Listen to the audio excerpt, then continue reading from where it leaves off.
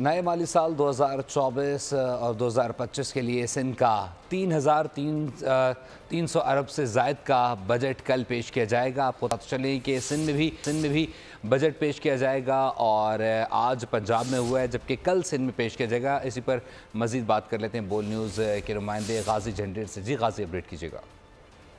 जी बिल्कुल, सिंध का 3,000 अरब से ज़ायद हुज्जम वाला बजट कल सिंध के वज़ीर आला से मुराद अली शाह पेश करेंगे सिंध असम्बली के इजलास में। इससे कबल वज़ीर आला ने कल सुबह 9 बजे सिंध काबीना का इजलास बुला लिया है, जिसपे बजट तजावीज़ के हवाले से पहले सिंध कैबिनेट से मंजूरी ली जाएगी और उसके बाद वज़ीर आला सिंध असम्बली के इजलास में सूबा सिंध का बजट पेश करेंगे।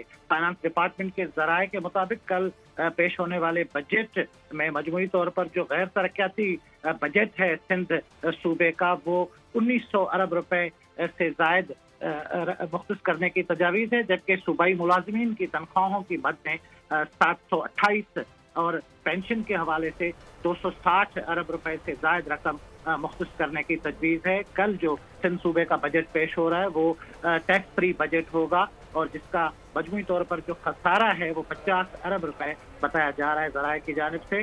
सिंध के तरक्याती बजट का जो मजमूई हजम है वो 949 अरब रुपए से ज़ायद बताया जा रहा है, जो कल बजट पेश होने वाला है। उसमें महकमा तालीम की रवां साल की 800 अपडेट करने के लिए सब्सक्राइब करें और बेल दबाएं ताकि कोई खबर रह न जाए।